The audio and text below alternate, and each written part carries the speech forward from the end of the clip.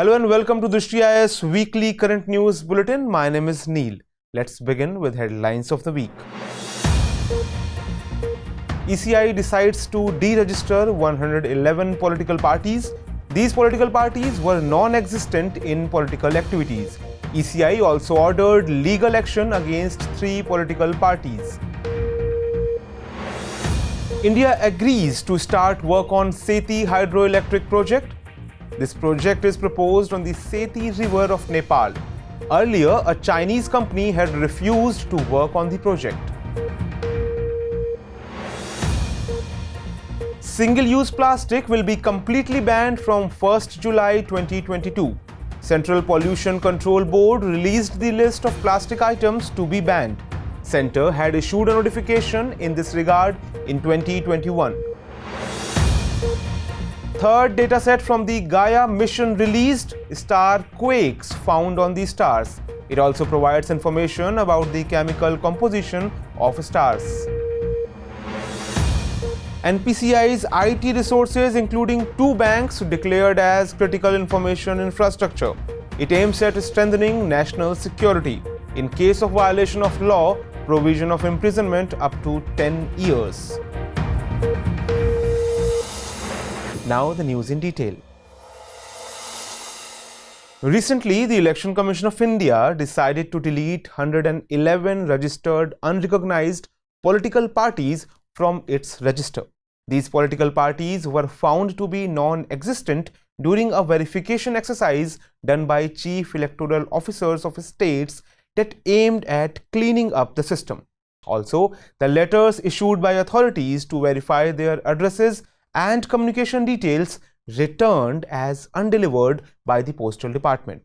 Besides, a reference has also been sent to the Department of Revenue for necessary legal and criminal actions against 3 such political parties involved in serious financial impropriety. Moreover, the EC has deleted 87 such registered unrecognized political parties from its register in May 2022 after announcing a cleanup drive. It is to be noted that the Election Commission of India is empowered to include or remove any political party from its list under the Representation of People Act 1951, but it does not have the power to cancel the registration of any political party. The Election Commission of India has been pressurizing the centre since a long time to allow it to deregister political parties by amending the election-related laws. In that scenario, it will become easier to take action against the political parties involved in financial and other irregularities. Recently, the National Hydroelectric Corporation of India has agreed to start work on the Seti project located in Nepal. This is a proposed hydroelectric project on the Seti river of Nepal. The power generation capacity of this hydroelectric project is 750 megawatts. Its estimated cost is around 6,500 crore Indian rupees. Seti hydroelectric project was assigned to an Australian company, namely Snowy Mountain Engineering Corporation, in 1998. Later, the company terminated the contract related to this project midway, citing funding. After Australia, the government of Nepal and China's Three Gorges Corporation agreed to work on this project in 2012. But in 2018, the Chinese company refused to work on this project because it feared the displacement of a large number of Nepalese people. The company also stated that this project is not financially viable.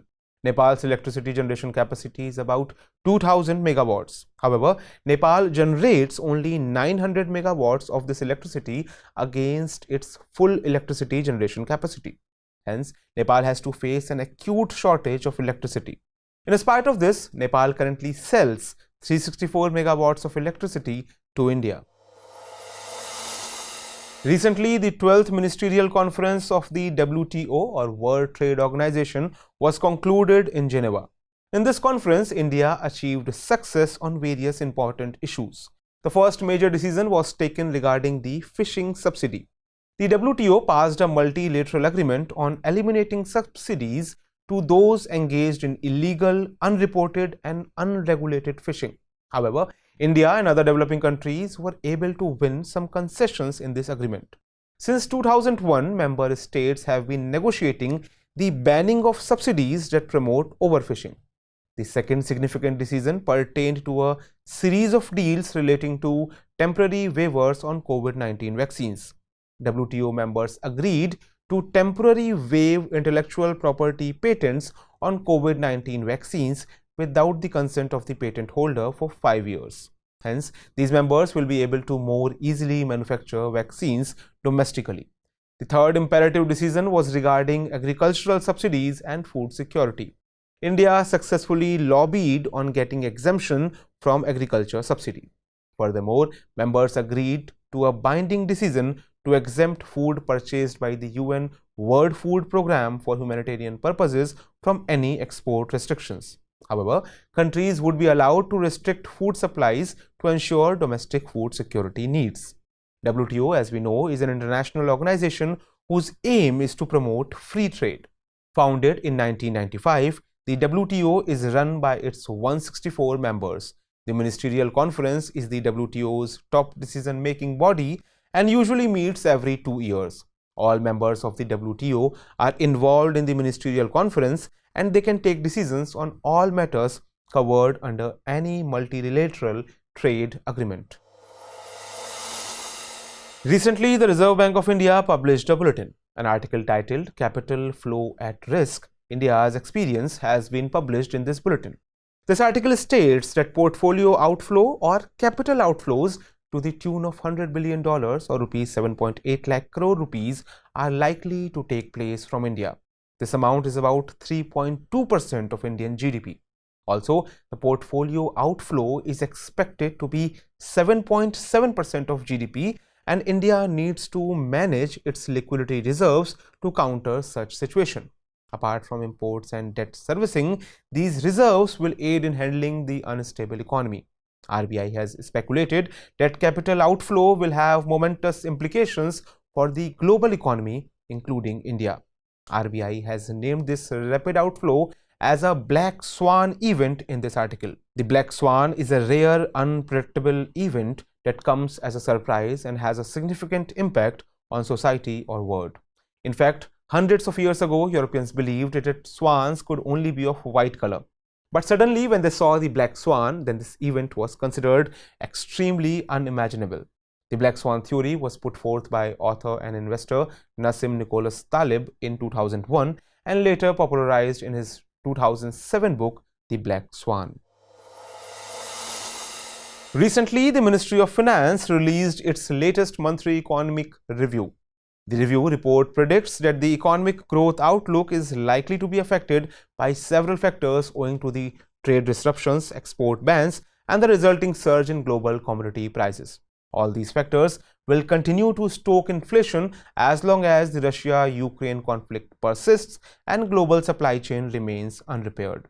According to the report, the momentum of economic activities sustained in the first 2 months of the current financial year augurs well for India continuing to be the quickest growing economy among major countries in 2022-23.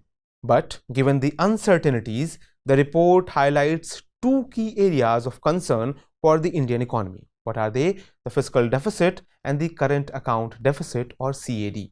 Further, the report states that as government revenues take a hit following cuts in excise duties on diesel and petrol, an upside risk to the budgeted level of gross fiscal deficit has emerged. Fiscal deficit is related to all expenditures and receipts of the government. If the total expenditure of government exceeds total receipts, then this gap is known as fiscal deficit. However, the difference between revenue expenditure and revenue receipt is known as revenue deficit. Revenue deficit includes only such transactions which affect the current income and expenditure of the government. According to media reports, the Ministry of Finance is planning to bring more representatives from the insurance sector into the bank's board bureau. The initiative aims to expand and relaunch the body. With this move, the ministry seeks to empower the body to recommend people for public sector insurance and fasten hiring at the top level of state-owned financial institutions. As per the news, the Union Finance Ministry over the next couple of months is planning to identify new members, restructure the bureau, and recommend new names to the Appointments Committee of the Cabinet. Bank's Board Bureau was established in 2016 on the recommendations of P.J. Nayak Committee. This committee was constituted in 2014. The establishment of the bank's board bureau was a major step towards reforming public sector banks. It is a part of the Indradhanush scheme. It is an autonomous body. The board has been recommending appointments for directors, non-executive chairpersons of public sector banks, and state-owned financial institutions. Recently, the Central Pollution Control Board, or CPCB, released a list of single-use plastic items which will be banned from 1st July 2022. Ban will be imposed on single-use plastic items having low utility and high littering potential. In addition, manufacturing, importing, stocking, distribution, sale and use of these single-use plastic items shall be prohibited. The items on which CPCB has announced a ban are plastic sticks like earbuds, balloon sticks, candy and ice cream sticks, cutlery items including plates, cups, trays, packing films such as sweet boxes, invitation cards, cigarette packs, and other items such as PVC banners measuring under 100 microns and polystyrene for decoration.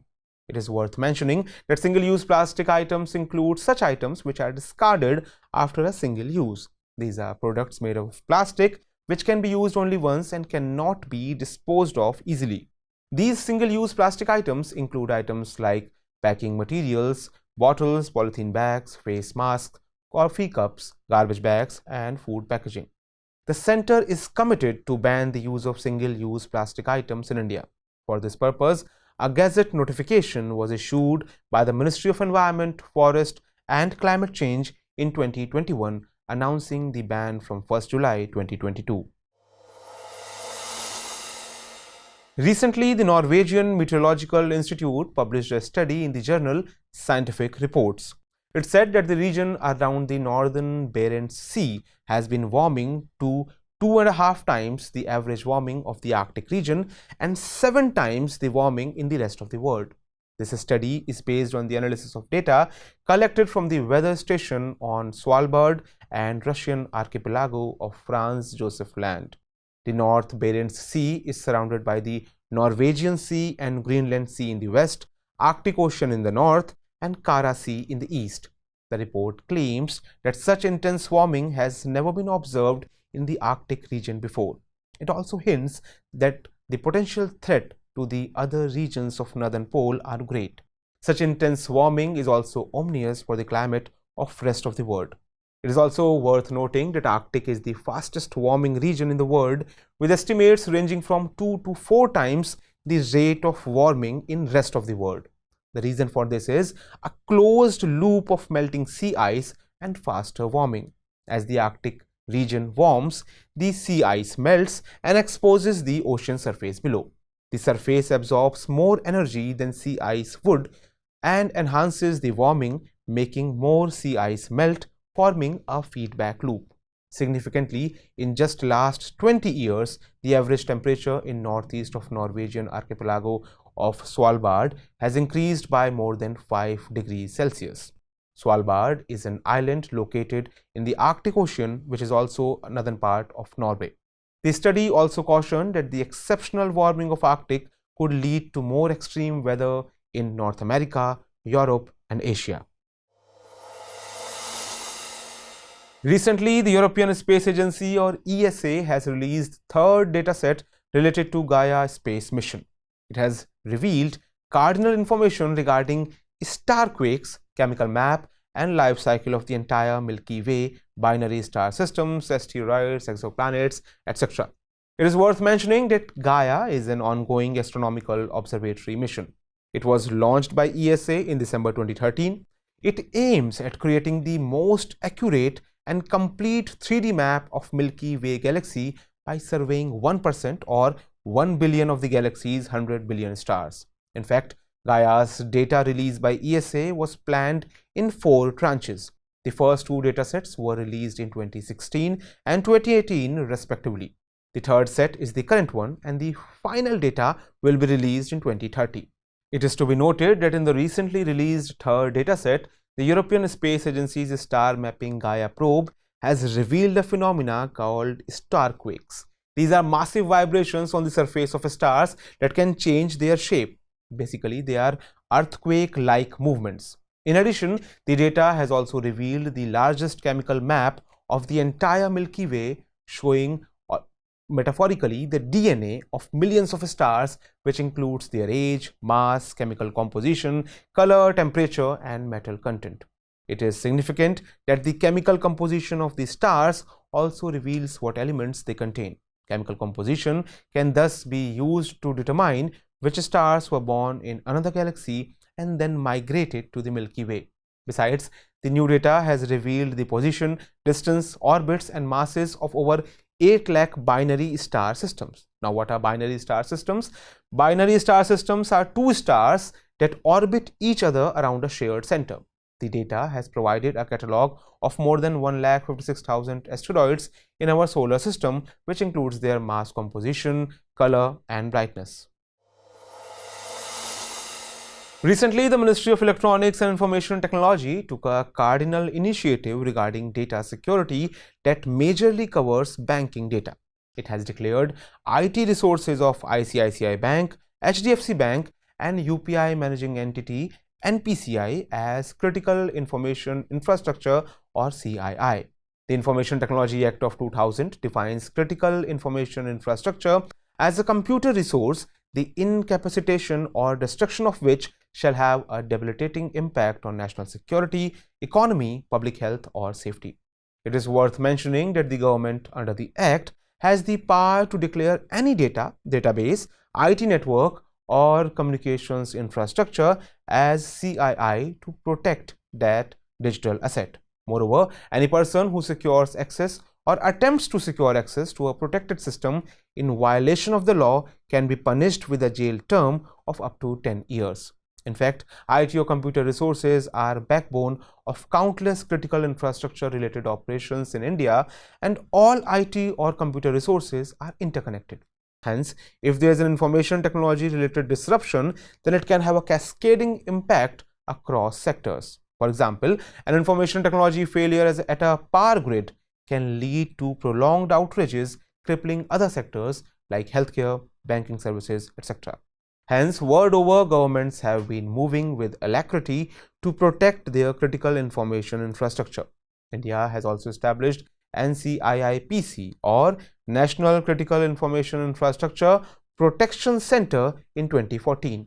It is the nodal agency for taking all measures to protect the nation's critical information infrastructure. It is mandated to guard CIIs from unauthorized access, modification, use, disclosure, disruption, incapacitation, or distraction. It may call for information and give directions to the critical sectors or persons serving or having a critical impact on critical information infrastructure. Recently, UNHCR or United Nations High Commissioner for Refugees floated a report titled Global Trends Forced Displacement in 2021. The report highlighted that globally 89.3 million people were forced to flee their homes in 2021 due to violence, human rights abuses, food insecurity, the climate crisis, war, and other emergencies from Africa to Afghanistan. Out of total displacements, there were 23.7 million new internal displacements globally due to climate change and disasters. Moreover, the largest displacements in the context of disasters in 2021 occurred in China, followed by Philippines and India, respectively. It is to be noted that China witnessed 6 million displacements, Philippines 5.7 million, and India 5 million. However, the report mentions that this represented a decrease of 23% compared to 2020. Most of these displacements were temporary, and most of the internally displaced people returned to their native areas. Despite this, 5.9 million people remained displaced worldwide by the end of 2021. Besides, the number of refugees globally increased to 21.3 million by the end of 2021 from 20.7 million in 2020. It is worth mentioning that UNHCR is an international organization that works for saving the lives of refugees, protecting their rights, and providing a better future for forcibly displaced communities and stateless people.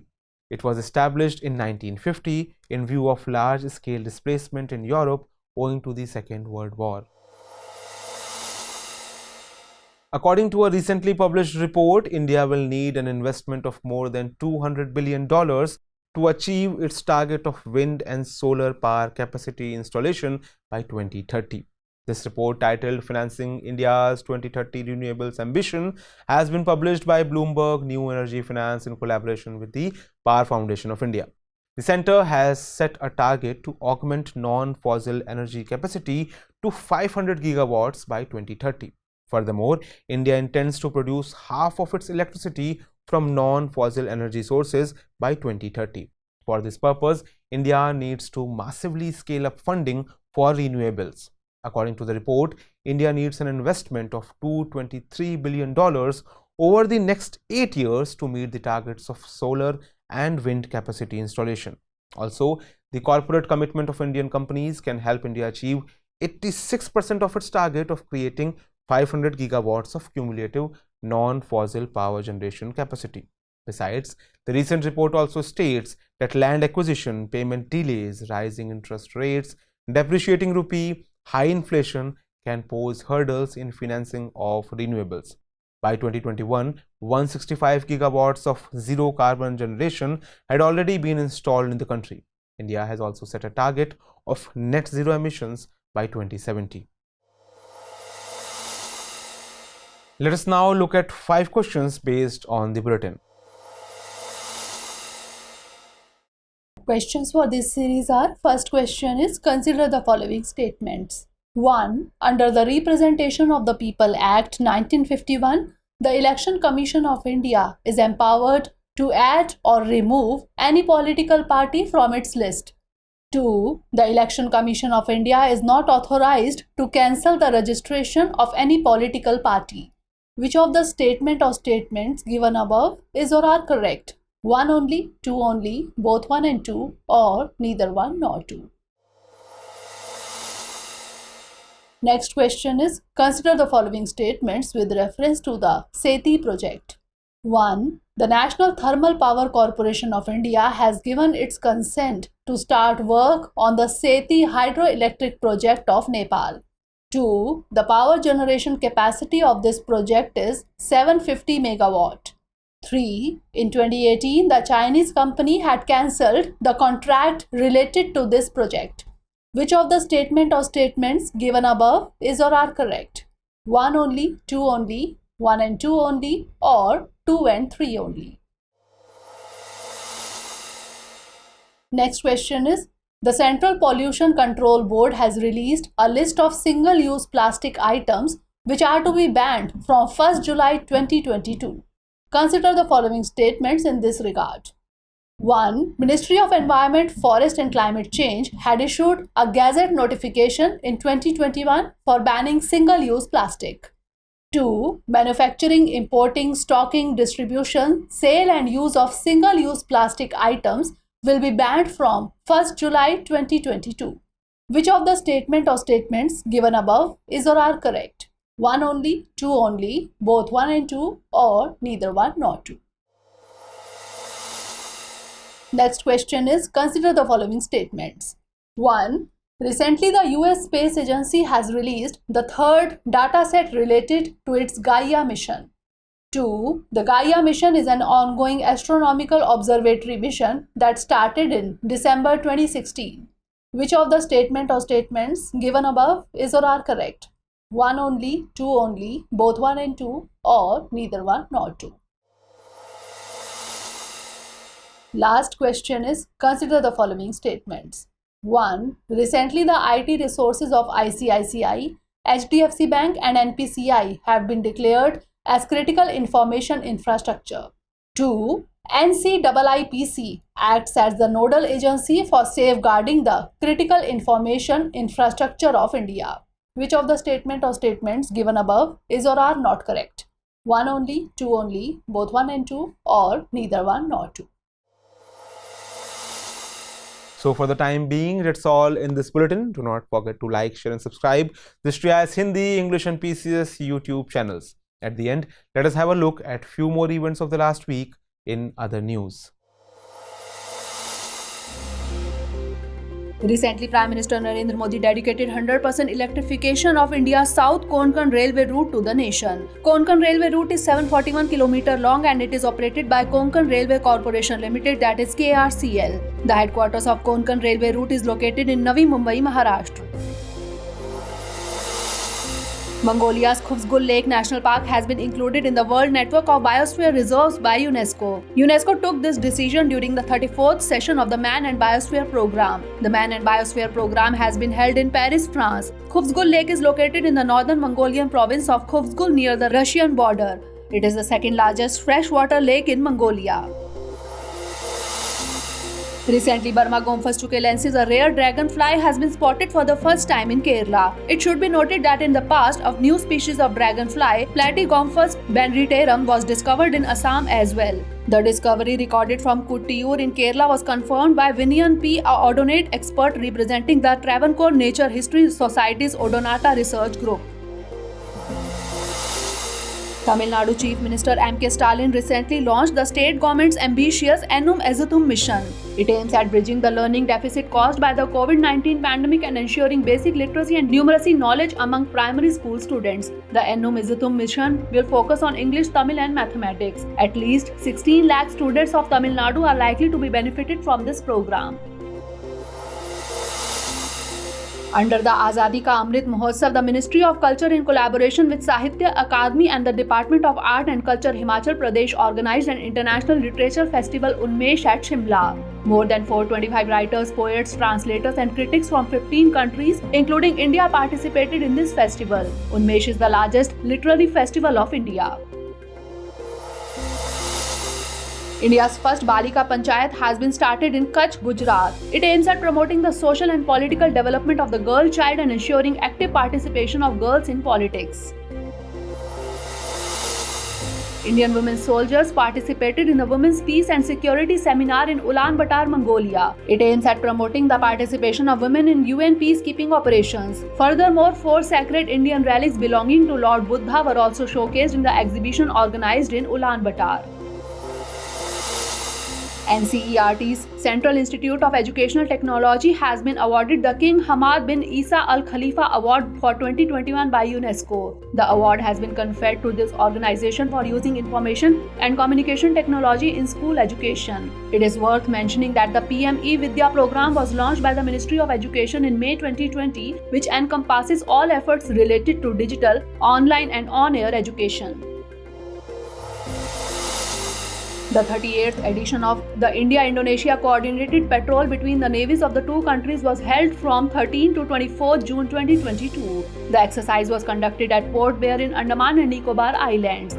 It is noteworthy that the two navies have been conducted coordinated patrol exercises every year since 2002 for providing commercial security to the international maritime boundary line of the Indian Ocean region. Recently, the French company Arianespace successfully installed India's GSAT-24 communication satellite in space. ISRO's commercial arm New Space India Limited, that is NSIL, built the Indian satellite GSAT-24 for television service provider Tata Sky. GSAT-24 is a 24 Ku band communication satellite with pan-India coverage. This satellite has a mission life of 15 years.